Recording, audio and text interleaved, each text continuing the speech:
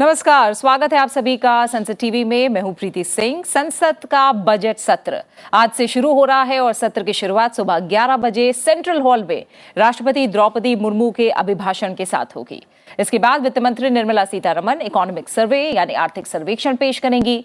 1 फरवरी यानी कल संसद में आम बजट पेश किया जाएगा। राष्ट्रपति द्रौपदी मुर्मू पहली बार संयुक्त बैठक को संबोधित करेंगी। संसद के बजट सत्र का जो पहला भाग है वो आज यानी 31 जनवरी से शुरू होकर 13 फरवरी तक चलेगा। इसके बाद 14 फरवरी से 12 मार्च तक सदन की कार्यवाही नहीं होगी और इस दौरान विभागों से संबद्ध संसदीय स्थायी समितियां अनुदान की मांगों की समीक्षा करेंगी और अपने मंत्रालय और विभागों से संबंधित रिपोर्ट तैयार करेंगी। और इसके बाद बजट सत्र का दूसरा भाग 13 मार्च से शुरू होगा और 6 अप्रैल तक चलेगा। दूसरे चरण में संसद के दोनों सदनों में वित्त विधेयक पर चर्चा की जाएगी, जिसके बाद विधेयक को दोनों सदनों से पास कराया जाएगा। 31 जनवरी से 6 अप्रैल तक कुल 66 दिन हैं। इनमें 27 बैठकें होनी हैं।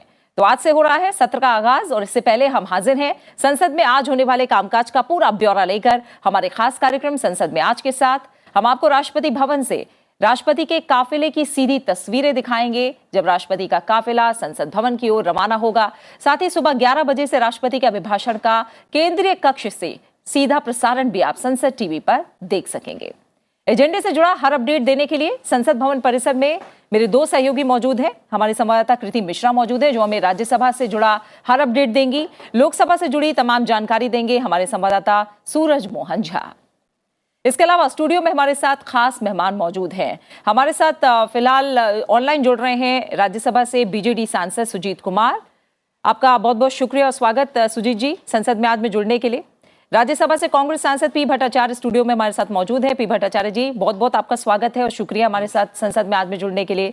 लोकसभा से बीएसपी के सांसद मलूक नागर जी भी हमारे साथ स्टूडियो में मौजूद हैं। मलूक नागर जी आपका भी बहुत बहुत स्वागत है कार्यक्रम में। इसके अलावा वरिष्ठ पत्रकार रामकृपाल सिंह हमारे साथ स्टूडियो में मौजूद हैं। रामकृपाल जी बहुत बहुत शुक्रिया और स्वागत आपका भी कार्यक्रम में। सभी मेहमानों का एक बार फिर से स्वागत। एजेंडे को लेकर तीनों मेहमानों से हम विस्तार से बातचीत करेंगे। साथ ही सुजीत जी भी जुड़े हुए हैं, उनसे भी हम चर्चा करेंगे। लेकिन सबसे पहले देखते हैं संसद में आज की सुर्खियां। संसद के बजट सत्र की आज से शुरुआत। राष्ट्रपति द्रौपदी मुर्मू पहली बार करेंगी संसद के संयुक्त बैठक को संबोधित। राष्ट्रपति के अभिभाषण के बाद राज्यसभा और लोकसभा दोनों सदनों में सभा पटल पर रखी जाएंगी अभिभाषण की कॉपी।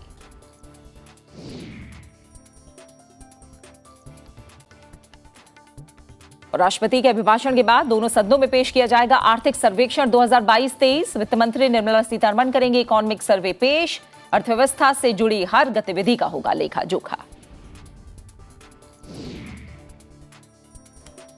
अपनी चर्चा को आगे बढ़ाने से पहले हम एक बार नजर डालते हैं कि बीते सत्र यानी शीतकालीन सत्र में क्या कुछ खास रहा, ये एक छोटे से रिकैप के जरिए देखते हैं। शीतकालीन सत्र के दौरान राज्यसभा में 102% से ज्यादा कामकाज देखने को मिला है। वहीं लोकसभा की प्रोडक्टिविटी यानी उत्पादकता की बात करें तो 97% उत्पादकता लोकसभा में शीतकालीन सत्र के दौरान रही है। लोकसभा में 9 विधेयक पेश किए गए, 7 विधेयक को सदन में पारित किया। इसके साथ ही सदस्यों ने शून्यकाल के दौरान लोक महत्व के 374 मुद्दे उठाए। राज्यसभा ने शीतकालीन सत्र के दौरान 9 विधेयक चर्चा के बाद वापस लौटाए। सदन में 31 निजी सदस्य विधेयक भी पेश किए गए।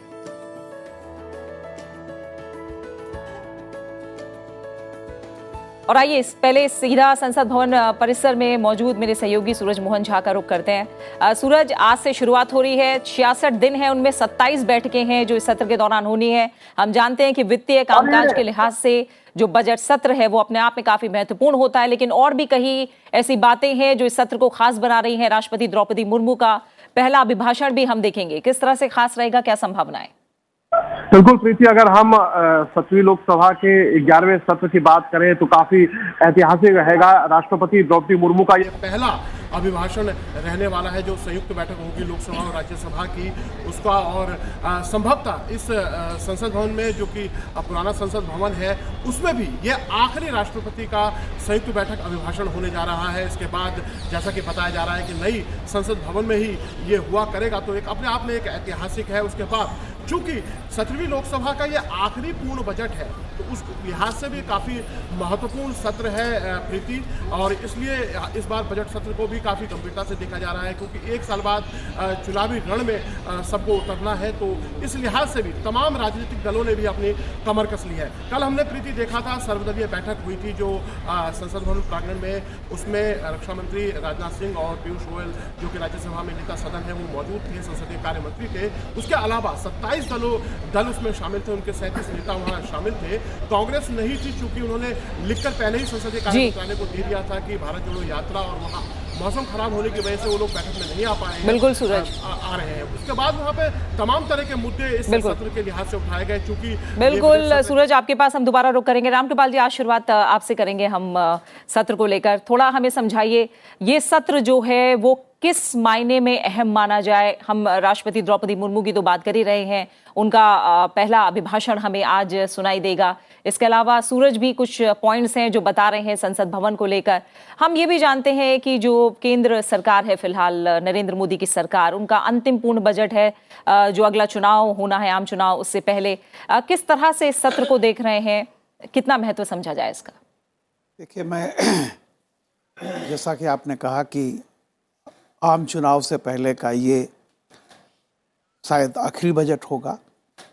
जाहिर सी बात है कि इस बजट को लेकर के पूरे देश और पूरी दुनिया की निगाहें हैं हिंदुस्तान पर कि किस तरह का बजट होगा। और ये बजट जैसा कि सिर्फ यही नहीं होगा कि लेखा जोखा का होगा, ये बजट दो तरह की है कि बिल्कुल पॉपुलिस्ट होगा या लंबे लक्ष्य के लिए बिल्कुल नीतिगत बजट होगा, ये देखना पड़ेगा। और जो एक कंटिन्यूएशन रहा 8 साल का, 9 साल का मोदी जी का जो सफ़र रहा है और आगे के लिए, तो इस पर सत्ता पक्ष और विपक्ष दोनों का पूरी तरह से ध्यान होगा। राष्ट्रपति जी का अभिभाषण होगा और ये, जैसा कि आपके संवाददाता ने कहा, कि इस बिल्डिंग से शायद ये आखिरी होगा। उसके बाद हम नए भवन में, जिसका एक झलक दिखी है, जाएंगे। तो हर तरह से महत्वपूर्ण होगा। राजनीति जिस तरह से जिस अपने मुकाम पर है, इस बजट को सिर्फ वो आर्थिक आंकड़ों का ही नहीं, बल्कि इसको नए भारत को, जिस भारत की बात की गई थी, उसको हम कहाँ तक पहुँचे हैं, बहुत सारी चीज़ें तो आज ही इकोनॉमिक सर्वे में दिखाई पड़ जाएंगी। और पूरी तरह सत्ता और विपक्ष और पूरी जनता, नेता, सभी लोग ये बड़े ध्यान से और गौर से देखेंगे कि आज का जो समय है, जिस तरह से इंडिया के लिए कहा जाता है कि हाईएस्ट ग्रोइंग इकोनॉमी बनेगी, तो इस बजट से भी पता चलेगा कि हम आज कहाँ खड़े हैं और आने वाला समय पूरी दुनिया हमारी तरफ देख रही है कि क्या होगा। बिल्कुल। सुजीत जी हमारे साथ जुड़े हुए हैं, पहले सुजीत जी का हम रुख करते हैं। सुजीत जी बताइए, आप किन मायनों में इस सत्र को अहम मान रहे हैं? हम जानते हैं कि बजट बहुत बड़ा एक भाग होता है, राष्ट्रपति के अभिभाषण के साथ आज शुरुआत होगी, आर्थिक सर्वेक्षण भी आज हम देखेंगे और कल बजट पेश होगा। जिस तरह से अभी रामकृपाल जी भी जिक्र कर रहे हैं कि पूरी दुनिया की नजरें हैं, $5 ट्रिलियन की इकोनॉमी हमको बनना है, जल्दी हमारी जो अर्थव्यवस्था है वो तीसरी सबसे बड़ी अर्थव्यवस्था होगी। तमाम जो अंतर्राष्ट्रीय एजेंसियां हैं उनके अलग अलग कयास हैं। इस बीच ये बजट कितना अहम होगा और ये सत्र एक तरह से वित्तीय और विधायी दोनों ही मामलों में कितना अहम मान रहे हैं आप? कीर्ति जी, देखिए, आज महामहिम राष्ट्रपति जी का अभिभाषण है और ये कस्टमरी है। तो इसमें ये जो सरकार का जो उपलब्धियां हैं और सरकार के आगे वाले दिनों का जो ब्लूप्रिंट है, इसको माननीय राष्ट्रपति जी बताएंगे। तो ये एक कस्टमरी है। लेकिन बजट जो है, हर साल का बजट वैसे अहम होता है, लेकिन इस साल का बजट मेरे ख्याल से बहुत ही अहम है, क्योंकि ये आम चुनाव से पहले लास्ट पूर्ण बजट है। और जो कोविड महामारी के बाद जो ये फर्स्ट पोस्ट रिकवरी वाला बजट है।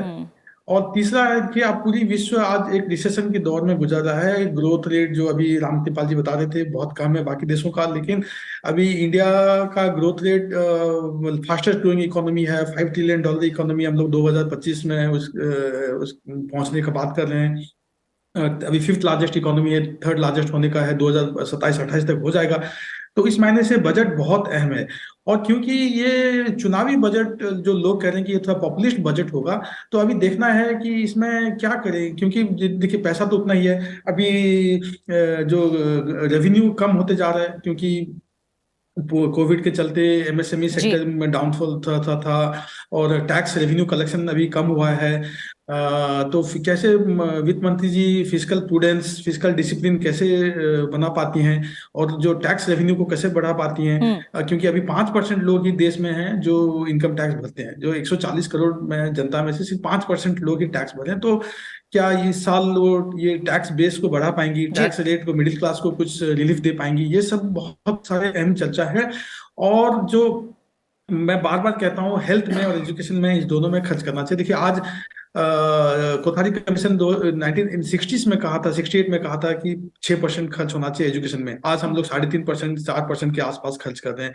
हेल्थ में 2.5% खर्च करने की बात हमेशा कही जाती है। कोविड में थोड़ा सा बढ़ा था, लेकिन अभी फिर वही 1.4, 1.5% खर्च हो रहा है। तो ये सब जो सोशल सेक्टर एक्सपेंडिचर है, इसको कैसे वित्त मंत्री जी इसको बैलेंस करेंगी? डिफेंस में अभी चाइना का दबाव सबको पता है, तो डिफेंस एक बहुत अहम है। डिफेंस में भी स्टैंडिंग कमेटी ने कई बार कह चुका है कि 3% ऑफ हमारा जीडीपी का डिफेंस में खर्च होना चाहिए। वो भी नहीं, अब 2.1% तक ही खर्च हो रहा है। जी। तो ये बैलेंस बहुत ट्रिकी होता है। तो ये कैसे वित्त मंत्री जी इसको करेंगे, ये करेंगी? तो ये अहम सवाल है। बिल्कुल। और जो, क्योंकि इलेक्शन ईयर है, तो सब्सिडीज तो हटा नहीं पाएंगी। सब्सिडीज, फर्टिलाइजर सब्सिडी हो या कोई भी ये सब्सिडी हो, तो ये तो बढ़ते जाएगा। ग्रामीण क्षेत्र में एक्सपेंडिचर बढ़ेगा। और एक अच्छी बात लास्ट बजट में जो देखी गई थी कि कैपिटल एक्सपेंडिचर और इंफ्रास्ट्रक्चर के लिए काफी पैसा ईयरमार्क किया गया था। क्या वित्त मंत्री इस साल भी इंफ्रास्ट्रक्चर पे और कैपिटल एक्सपेंडिचर पे इस बार भी फोकस रखेंगी? तो ये सब देखने वाली बात है।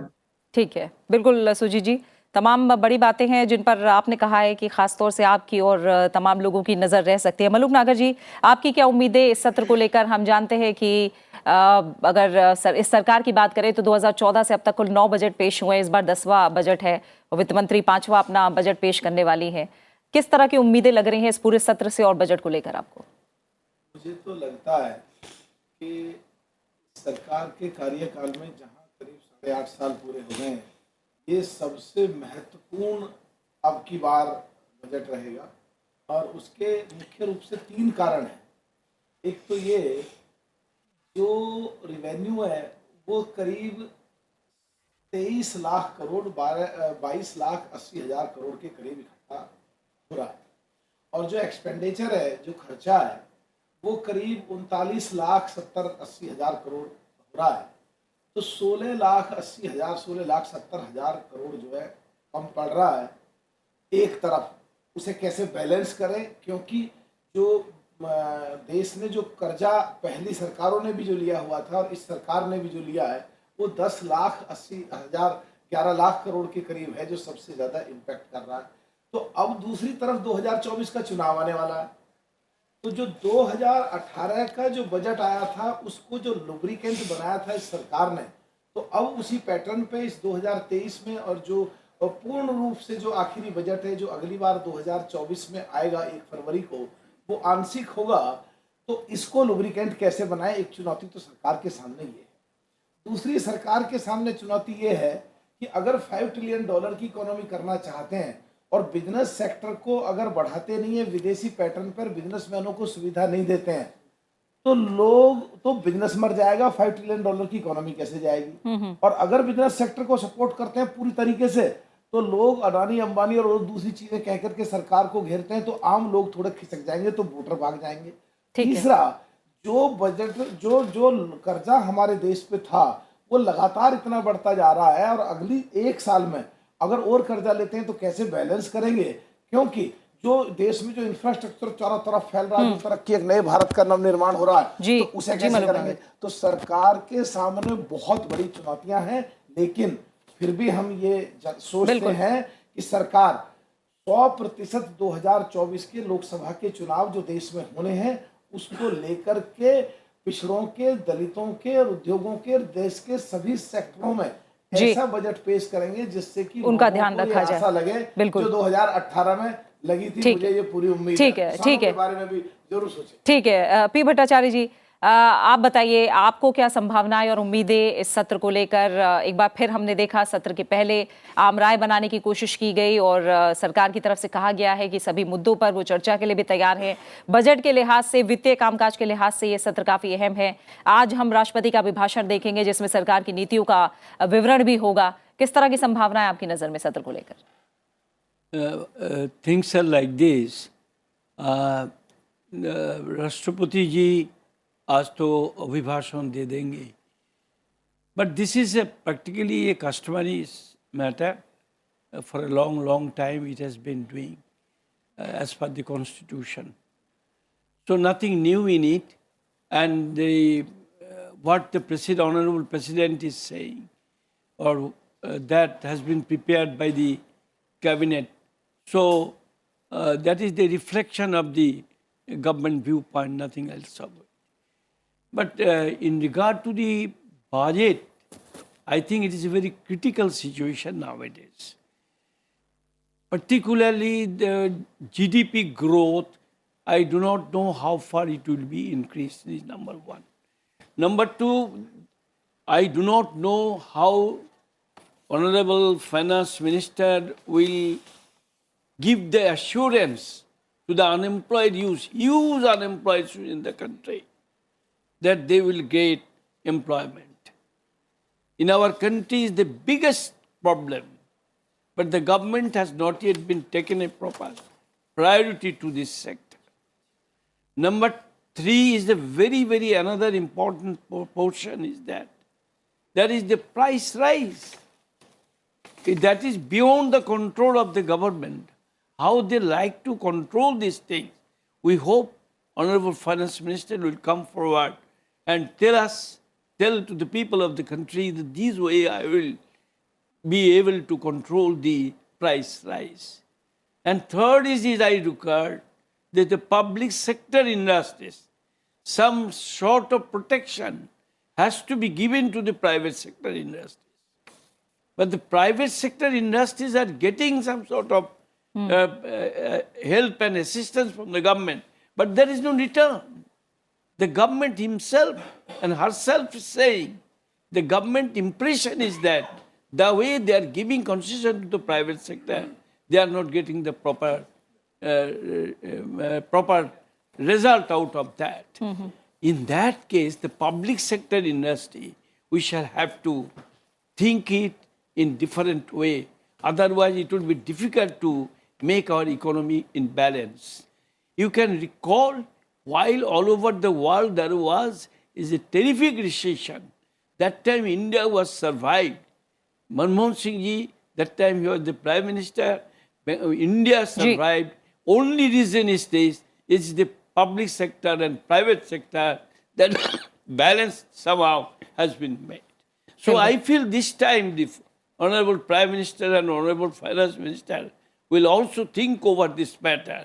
Suppose the biggest industry, that is the defense production, why they are injecting some sort of privatization in that matter? In a real, what is the use of doing this thing? In banking sector, there is no reason to do this thing.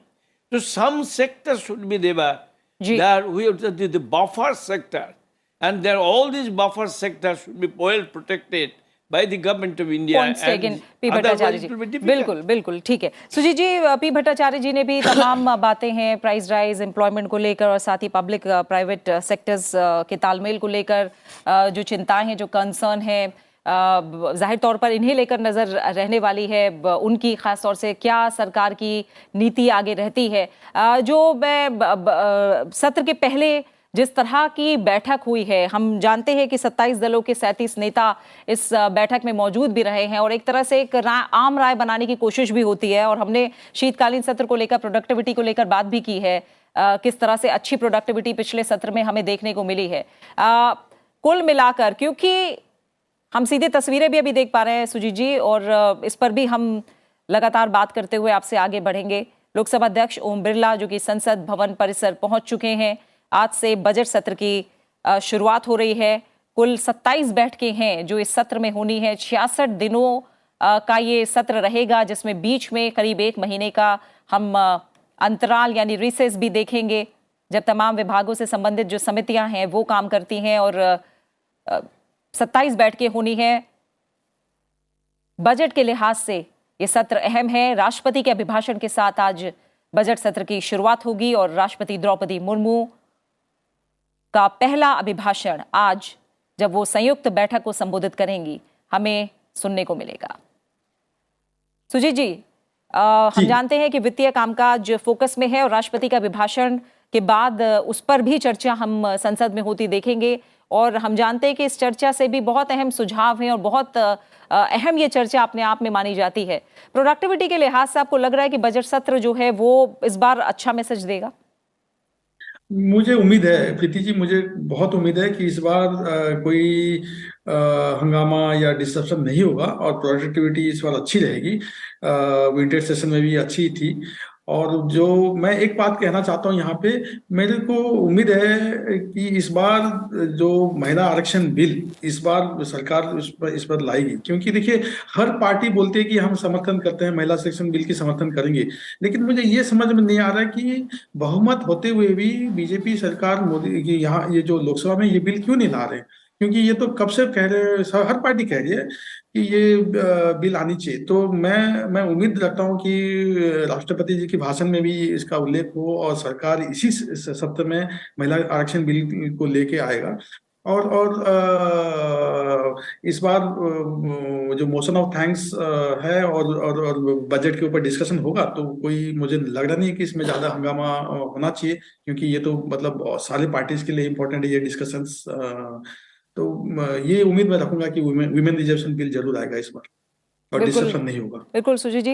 Malook जी, अगर हम विपक्ष की रणनीति को लेकर बात करें, जैसे मैं बैठक को लेकर भी बात कर रही हूँ, किस तरह की रणनीति रह सकती है? कितना सहयोग जो कि सरकार चाह रही है वो मिले? अच्छी चर्चा बजट पर भी, राष्ट्रपति के अभिभाषण पर जब धन्यवाद प्रस्ताव भी हो उस पर भी अच्छी चर्चा हमें देखने को मिले। कितना सहयोग विपक्ष का रहेगा बजट सत्र के दौरान?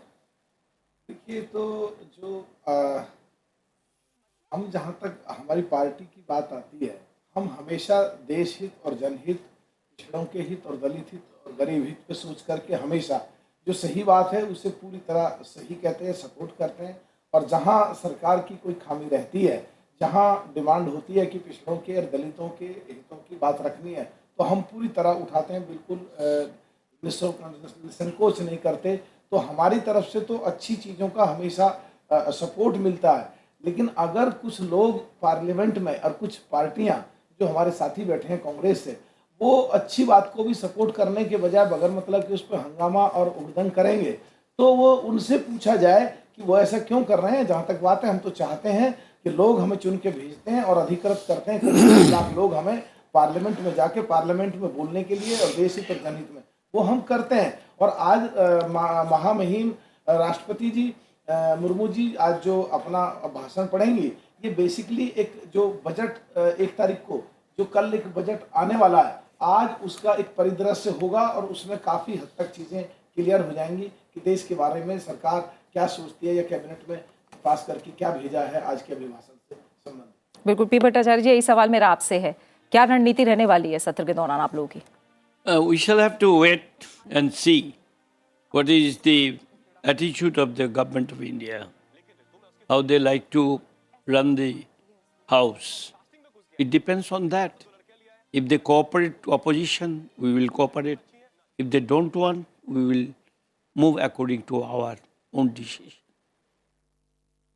बिल्कुल। आइए सीधे हम एक बार फिर से संसद भवन परिसर रुक करेंगे। मेरे सहयोगी कृति मिश्रा राज्यसभा से जुड़ा जो तमाम अपडेट है वो हम तक पहुंचाएंगी। कृति, 27 बैठकें जैसा हम जिक्र कर रहे हैं और आज राष्ट्रपति के अभिभाषण के साथ शुरुआत होनी है। सूरज ने भी हमें काफ़ी और बारीक बातें हैं जो इस सत्र की खासियत रहेंगी उसके बारे में बताया है। किस तरह की संभावनाएं और उम्मीदें हम करें सत्र को लेकर?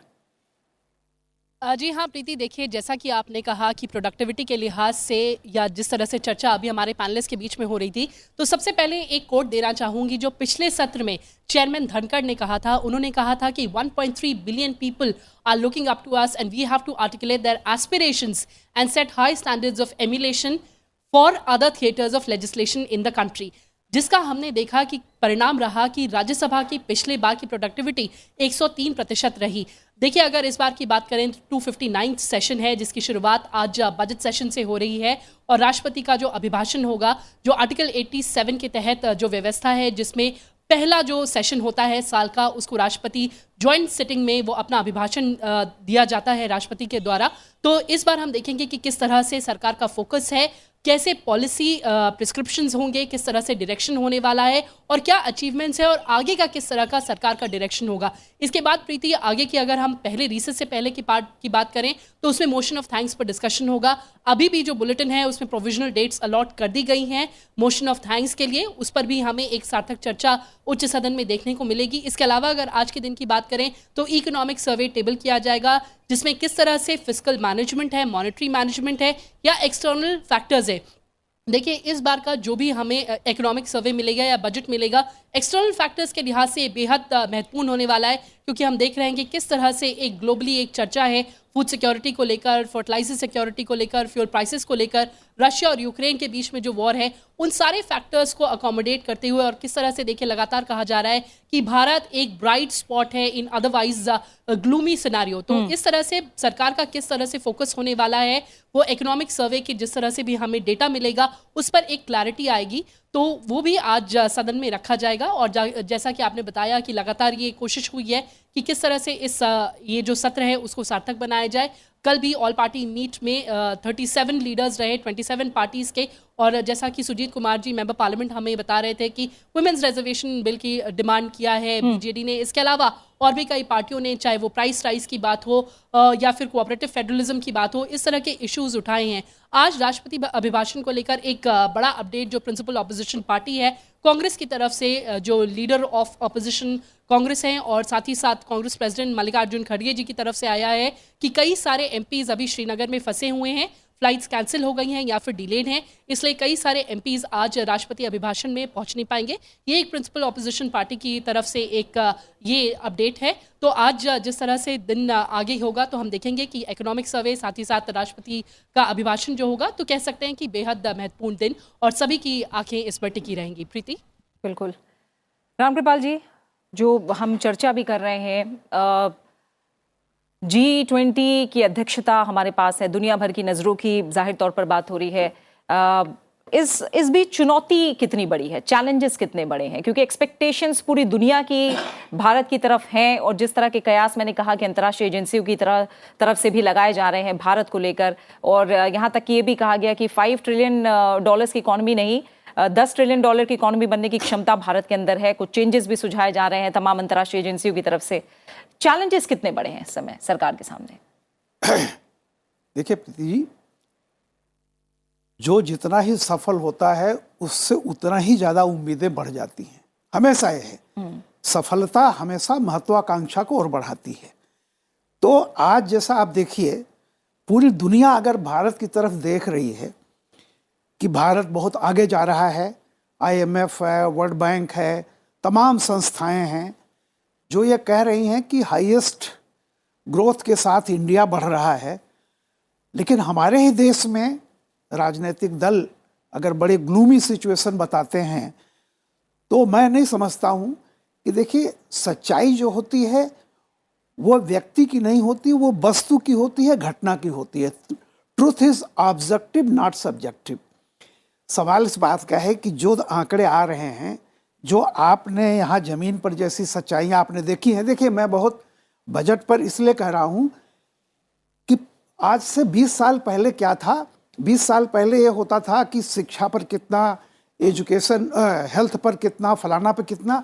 आज जानती हैं, आज ये सब सारे विभाग एक दूसरे से इंटरडिपेंडेंस है, अंतरावलंबन है। अब आप ये देखिए कि बिना इंफ्रास्ट्रक्चर डेवलपमेंट के एजुकेशन नहीं बढ़ सकती, बिना इंफ्रास्ट्रक्चर डेवलपमेंट के आपका हेल्थ नहीं बढ़ सकता। तो जितनी भी चीज़ें ये हैं, अब जैसे अभी कहा जा रहा था पब्लिक सेक्टर की बात, आप ये बताइए कि पूरा टेलीकम्युनिकेशन पूरी दुनिया में कौन सरकार है जो टेलीकम्युनिकेशन चला रही है? सब कुछ। देखिए, तकनीकी जहाँ से पैदा होती है आप उसका पीछा नहीं कर सकते कि पब्लिक सेक्टर है, प्राइवेट सेक्टर है। आप याद कीजिए 71 में इंदिरा गांधी ने बैंकों का राष्ट्रीयकरण किस लिए किया था? कि ताकि गरीब का खाता खुले। 70 साल में तो गरीब का खाता नहीं खुला। आपने इमारत का नक्शा बनाया था, मोदी जी ने बिल्डिंग बनाई। तो सवाल इस बात का है कि जो बजट अब तक 8 बार आए हैं उसमें एक कंटिन्यूटी है कि देखिए, चुनौतियां इस धरती पर कोई ऐसा मुल्क नहीं है जिसके सामने नहीं हो, लेकिन मुश्किलें हैं, लेकिन हौसले उससे 4 गुने ज्यादा हैं। और हमने जो रास्ता तय किया है आज दुनिया उसको सलाम कर रही है, चाहे वो आर्थिक राजनीतिक हो, सोशियो इकोनॉमिक, कल्चरल, कहीं भी किसी फील्ड में हमारे फैसले को आज दुनिया सलाम कर रही है।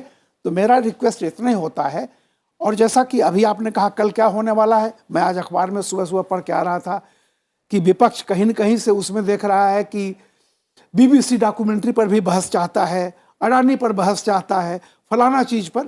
तो देखिए, अच्छी बात है, एक स्वस्थ लोकतंत्र, एक मजबूत लोकतंत्र, एक जीवंत लोकतंत्र में ये सब होना चाहिए, अच्छी बात है। लेकिन मेरा पूरा भरोसा है कि विकास की जो राहें अब तक हमने जो मंजिलें तय की हैं उसी मंजिल पर आगे बढ़ने के लिए बजट भी होगा। ये बिल्कुल। पी भट्टाचार्य जी, जैसा अपडेट भी मिल रहा है, अभिभाषण में कई आपके नेता है जो फिलहाल हिस्सा नहीं ले पाएंगे, तमाम सांसद नहीं उसका हिस्सा बन पाएंगे, लेकिन कुछ बातें हैं जो अभी जिसका जिक्र कहीं ना कहीं रामकृपाल जी ने भी किया है कि, और कहीं ना कहीं चेयर भी इस पर थोड़ी चिंता जताता रहा है कि हर छोटे मसले पर एक बड़े नियम के तहत हवाला देकर, चाहे वो एडजर्नमेंट मोशन रहा हो, कार्यस्थगन प्रस्ताव रहा हो, मुद्दे गंभीर रहे, उन पर चर्चा हो। सरकार भी ये कहती रही है कि हम हर मुद्दे पर चर्चा के लिए तैयार हैं। तो थोड़ी गंभीरता दोनों तरफ से बैलेंस क्या हम देखेंगे थोड़ा बजट सत्र में? Do you not think that if inside the parliament, if I raise the issue of unemployment, बेरोजगारी, price rise, is it गंभीर मुद्दा है और हल्का मुद्दा है? We are talking about the GDP growth. What is the growth? Per capita income. अब लिखिए, मैं चैलेंज करता है। पी भट्टाचार्य जी, आइए हम सीधा देखते हैं। प्रधानमंत्री नरेंद्र मोदी इस समय हमें आइए उनको सुनते हैं। सत्र शुरू होने से पहले फिलहाल हम देख रहे हैं संसद भवन परिसर पहुंच चुके हैं प्रधानमंत्री नरेंद्र मोदी, और फिलहाल वो संबोधित भी करेंगे। और इस समय आप सीधी तस्वीरें संसद भवन परिसर से देख रहे हैं। आज से बजट सत्र की शुरुआत हो रही है।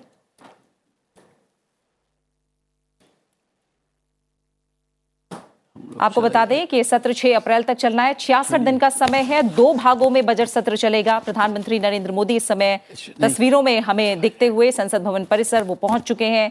बजट सत्र राष्ट्रपति के अभिभाषण के साथ इस सत्र की शुरुआत होगी, और उसके पहले ये तस्वीरें संसद भवन परिसर से। प्रधानमंत्री नरेंद्र मोदी संसद भवन परिसर पहुंच चुके हैं।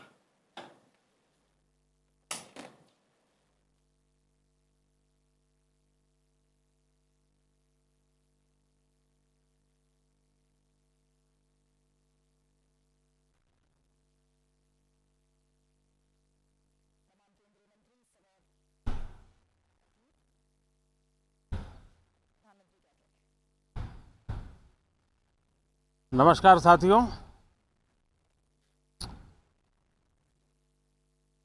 दो 2023 का वर्ष आज बजट सत्र का प्रारंभ हो रहा है, और प्रारंभ में ही अर्थ जगत के जिनकी आवाज़ को मान्यता होती है, वैसी आवाज़ चारों तरफ से सकारात्मक संदेश लेकर के आ रही है। आशा की किरण लेके आ रही है, उमंग का आगाज लेकर के आ रही है। आज एक महत्वपूर्ण अवसर है।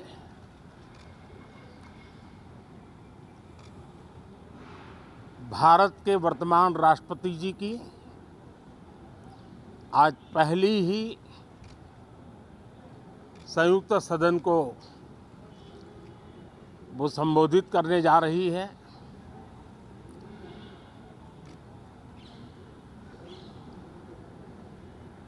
राष्ट्रपति जी का भाषण भारत के संविधान का गौरव है, भारत की संसदीय प्रणाली का गौरव है और विशेष रूप से आज नारी सम्मान का भी अवसर है और दूर सुदूर जंगलों में जीवन बसर करने वाले हमारे देश के महान आदिवासी परंपरा के सम्मान का भी अवसर है। न सिर्फ सांसदों को, लेकिन आज पूरे देश के लिए गौरव का पल है कि भारत के वर्तमान राष्ट्रपति जी का आज पहला उद्बोधन हो रहा है और हमारे संसदीय कार्य में गत 6-7 दशक से जो परंपराएं विकसित हुई हैं, उन परंपराओं में देखा गया है कि अगर कोई भी नया सांसद जब पहली बार सदन में बोलने के लिए खड़ा होता है तो किसी भी दल का क्यों न हो, जो पहली बार बोलता है तो पूरा सदन उनको सम्मानित करता है, उनका आत्मविश्वास बढ़े उस प्रकार से एक सानुकूल वातावरण तैयार करता है। एक उज्जवल और उत्तम परंपरा है। आज राष्ट्रपति जी का उद्बोधन भी पहला उद्बोधन है।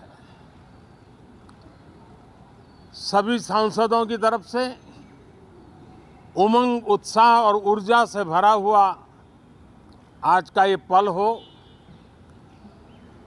ये हम सबका दायित्व है। मुझे विश्वास है हम सभी सांसद इस कसौटी पर खरे उतरेंगे। हमारी देश की वित्त मंत्री भी महिला हैं। वे कल और एक बजट लेकर के देश के सामने आ रही है। आज के वैश्विक परिस्थिति में भारत के बजट के तरफ न सिर्फ भारत का लेकिन पूरे विश्व का ध्यान है। डावाडोल विश्व की आर्थिक परिस्थिति में भारत का बजट भारत के सामान्य मानवी की आशा आकांक्षाओं को तो पूरा करने का प्रयास करेगा ही, लेकिन विश्व जो आशा की किरण देख रहा है उसे वो और अधिक प्रकाशमान नजर आए। मुझे पूरा भरोसा है निर्मला जी इन अपेक्षाओं को पूर्ण करने के लिए भरपूर प्रयास करेगी। भारतीय जनता पार्टी के नेतृत्व में एनडीए सरकार, उसका एक ही मकसद रहा है, एक ही मोटो रहा है, एक ही लक्ष्य रहा है और हमारी कार्य संस्कृति के केंद्र बिंदु में भी एक ही विचार रहा है, इंडिया फर्स्ट, सिटीजन फर्स्ट। सबसे पहले देश, सबसे पहले देशवासी, उसी भावना को आगे बढ़ाते हुए ये बजट सत्र में भी तकरार भी रहेगी, लेकिन तकरीर भी तो होनी चाहिए। और मुझे विश्वास है कि हमारे विपक्ष के सभी साथी बड़ी तैयारी के साथ बहुत बारीकी से अध्ययन करके सदन में अपनी बात रखेंगे। सदन देश के नीति निर्धारण में बहुत ही अच्छी तरह से चर्चा करके अमृत निकालेगा जो देश को काम आएगा। मैं फिर एक बार आप सबका स्वागत करता हूं, बहुत बहुत शुभकामनाएं देता हूं। धन्यवाद। तो सत्र को लेकर तमाम शुभकामनाएं प्रधानमंत्री नरेंद्र मोदी ने दी हैं और साथ ही एक उम्मीद जताई है कि सदन देश के जो नीति निर्धारण है उस दिशा में एक अच्छी चर्चा के जरिए कहीं ना कहीं अमृत निकालेगा। यानी